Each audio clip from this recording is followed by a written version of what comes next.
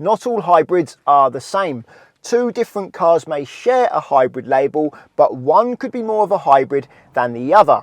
As a buyer, it's important to know what you're spending your money on. So in this video, I'm going to explain the different levels of hybrid to help you make the choice that suits you. There are 5 types of hybrid available: micro, mild, full, also known as strong, plug-in, and range extender. At the moment, I'm in a micro hybrid, or at least that's how Citroën marketed it when it was new. Essentially, it's an advanced stop-start system. So I'm going to show you how it works. I'm going to slow down, and when the speed drops below 5 miles an hour, the engine will turn off. So here we go, it's off now, and even if I continue to roll, it will stay off. When I come off the brake, the engine fires into life and I can get going again. Now you may be thinking that's just a normal stop-start system, there's nothing hybrid about that, and you're kind of right, but it is a better stop-start system. It doesn't use the starter motor. It still has a starter motor, and when you turn the key to turn the engine on, it will start via the starter motor. But once you are driving and the stop-start system is active, it uses a reversible alternator, also known as a starter generator, to start the engine. You don't need to know how one of those things work or what they are, but what you do need to know is it's able to start the engine more quickly, just 0.4 of a second. Also, it's quieter and smoother. You barely feel a vibration through the car when it starts. It doesn't have the ability to provide electrical boost to the engine or electrical boost to the wheels, and it can't run the air conditioning compressor. So at the moment I'm stopped, the AC compressor is off, although the fans are blowing because the electrics are working. That air is gradually warming up, and soon the engine is going to have to restart to get the AC compressor turning to give me some cold air. This car doesn't have an additional battery, it just has a standard 12-volt car battery, although it's bigger than usual for this size of car, and it is the higher quality AGM type. Now there is an advantage to this system. Not only is it smoother and it's able to keep the engine off more often, but it's better at junctions. Let's say I'm slowing down towards a junction, and just as I see an opportunity, the engine turns off. In this car, there's power there straight away and I can go. But with the older style of stop-start system paired with an automatic gearbox, that's not always the case. Sometimes there's a delay for it to restart, and then you're late taking your opportunity, making driving a bit more frustrating, and it feels less safe too. You don't have this problem in this car. Both micro hybrids and mild hybrids are able to work with either a manual or automatic transmission. Mild hybrids take the micro hybrid to the next level. They gain an additional battery, usually lithium ion, and around about half a kilowatt hour of storage, but they retain the 12-volt battery. And the starter generator, that reversible alternator, doesn't only start the engine quickly, but it's also able to provide an electrical boost. When you're slowing down in a mild hybrid, the starter generator will be recuperating energy and storing it in the battery. And then when you're accelerating, it will take that stored energy and help turn the engine so that the engine doesn't have to work as hard, and therefore it uses less fuel. Some mild hybrids coast. When you're at very light loads, it turns the engine off and lets you coast along. That can save fuel, but it makes for an interesting driving experience because you're expecting some engine braking and the car doesn't slow down, so you need to be prepared to use the brake. I don't particularly enjoy those systems because I'm never quite sure what's going to happen when I come off the gas. I haven't seen a mild hybrid system yet that powers the AC compressor, so when the engine is off, the car is stopped, the fans will keep blowing, but the air will gradually heat up. I ran out of time yesterday, so it's a new day and I'm in a different car. This is a Mazda MX-5, and some people ask me whether or not this is a mild hybrid because it has little bars on the LCD screen that represent electrical charge. It's not a mild hybrid, but I'll explain why later. Mild hybrid systems are unable to use their starter generator, which you could call a hybrid motor, to power the wheels. That hybrid motor can only assist the engine, and fuel savings are usually less than 10%. If you want greater fuel savings and you want the hybrid motor to power the wheels independently of the engine, so the engine can be switched off, you need a full hybrid, also known as a strong hybrid. Some people call them real hybrids, and some manufacturers call them self-charging hybrids. These are automatic. They really need to be for them to work properly. And the battery is still very small, usually less than 1.5 kilowatt hours and often only 1 kilowatt hour. They still retain the 12-volt car battery though. What's good about full hybrid systems, or at least most of them, is that they're able to run the air conditioning compressor with the engine off, meaning the engine can be off for long periods of time whilst the cabin stays cool. It's not uncommon if you're driving a full hybrid in town to have the engine off for over 70% of the journey. The trouble with strong hybrids is some are stronger than others.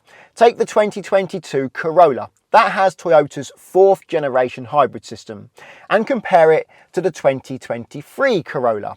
That has Toyota's 5th generation hybrid system. They look the same. The cars look exactly the same. You have to be a Corolla expert to tell the difference, but they drive quite different.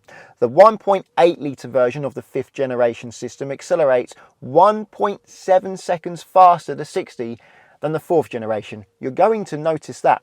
And you can press the accelerator much harder before the engine needs to kick in. So it's important you shop around when it comes to buying a hybrid. Do your real world research, actually test drive the car. They are very different, and watch plenty of reviews to narrow down which ones you want to test drive. As far as I'm aware at the moment, the most efficient full hybrids on the market are made by Toyota and Honda, because their engines use the Atkinson cycle, meaning the engine can run very efficiently. The trouble with that cycle is it produces little power, but it doesn't matter because the hybrid system backs it up, so you still have power. Also, the transmission allows the engine to run at peak efficiency or peak torque most of the time, which is why they're so efficient. If you're interested in a review I did on a Toyota hybrid, I'll leave a link to one up there. Many people don't like the sound Toyota hybrids make because they moo. If you've accelerated quickly in a modern automatic car, you're probably used to this sound.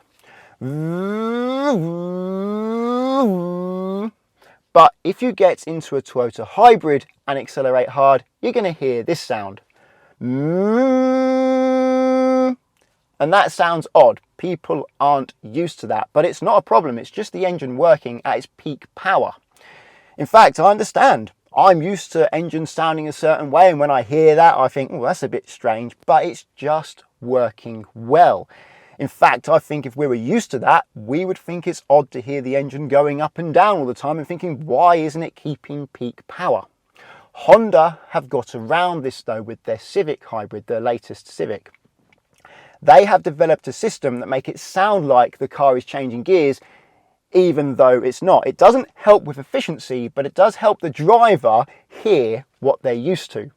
Plug-in hybrids are essentially the same as full hybrids, but they have a bigger battery, meaning you can plug them in and have a much greater electric-only range, usually between 30 and 50 miles, but you can't often rapid charge them. At least I don't know of any that you can rapid charge, meaning that you need to plug them in at night, at home, or during the day at work. If you don't plug them in, then you may be using more fuel than just having a petrol engine with an automatic gearbox, because you are lugging around more weight. However, if you do plug them in a lot, you can end up using it just like an electric car, because most people actually drive less than 30 miles a day. So if you're plugging it in overnight, every night, you may rarely use the petrol engine, only for long journeys. Many people buy plug-in hybrids though, and they don't plug them in. They don't have any intention of plugging them in. They may not even have anywhere to do so. And that's because even though they're probably using a bit more fuel, lugging around that extra weight, they're still saving money because there's a tax incentive, a company car BIC tax incentive to buy plug-in hybrids, which isn't sort of working at the moment because people are buying them and then not plugging them in and end up polluting more. But you could argue it is working because it's driving people to buy the product, which then drives development of the technology, meaning we have better battery powered cars for the future. Something that may surprise you, and it did surprise me, is how light plug-in hybrids are compared to their battery electric counterparts. I always assume that when you're buying a plug-in hybrid, you're getting an electric car and a petrol car together. So you're sort of getting two cars in one. That's going to weigh a lot, and probably as much as, or if not more, than the equivalent battery electric vehicle. But I was wrong. I did my research. Kia Niro plug-in hybrid, 1,610 kilograms. But if you get the electric Kia Niro, 1,739 kilos. So the electric car is 129 kilos heavier. Volvo XC40, the plug-in hybrid, 1,741 kilos. And the electric version is 1,955 kilos, so 214 kilos heavier for the electric car. BMW, I couldn't find a direct comparison, but a very similar comparison. The 330e, which is a plug-in hybrid, versus the i4, which is full electric. The 330e, 1,770 kilos, whereas the i4, 2,050 kilos. So that's 280 extra kilograms for the electric car. So when you're driving around in a plug-in hybrid and you're only using, say, I don't know, 20 miles of range a day, you may think, oh, I'm lugging around this big petrol engine for no reason. But if you have a full electric vehicle and you're still only doing 20 miles a day, you're not lugging around a heavy petrol engine, you're lugging around an even heavier large battery, and you're only using a small proportion of that battery. However, and counterintuitively, if you have nowhere to plug in your car overnight, you're better off with a full EV over a plug-in hybrid. And that's because plug-in hybrids don't accept rapid charging and they only give you a small range. So if you want to make use of the plug-in hybrid and use it as an electric car, you'll have to go to that place that you can charge it often and wait a long time. That's going to waste a lot of your time. Whereas if you have a full EV with a big battery that does accept rapid charging, if you don't do too many miles, you could get away with just charging it at a rapid charging station once a week and then driving it around all week. However, if you have nowhere to plug in at home, probably the most convenient solution is to get a full hybrid and just make use of that improved fuel economy. Range extenders are essentially plug-in hybrids, but with a bit of a difference. A plug-in hybrid can use the engine to power the wheels, but a range extender can only use the engine to charge the battery, meaning range extenders are generally less complicated. We haven't had many on sale in the UK though. I can only think of the Vauxhall Ampera, and I think that went off sale about 8 years ago, and the BMW i3, the range extender version of that, and that went off sale a while ago as well. Although Mazda have recently released the MX-30 REV, which is a range extender version of their MX-30 electric car. It has a smaller battery and a small petrol rotary engine to charge the battery once the 50 miles of range have been used. Quite an interesting car. I'm looking forward to trying that. I think the reason why we haven't had many range extenders for sale is because ideally they start off as an electric car and we add the petrol engine to it. But we haven't had, up until recently at least, many electric cars, whereas what we have had are plenty of engine cars, and we've converted those to plug-in hybrids. Earlier I said this Mazda MX-5 was not a mild hybrid, even though the LCD screen here does show some charge of electricity, and if I slow down now you'll see that charge will increase. Is it going to increase? There you go, it's doing it now. And that's actually a capacitor that's charging up, it's recuperating energy from me slowing down. And then that energy is used to power the electrical systems like the wipers, the lights, the stereo.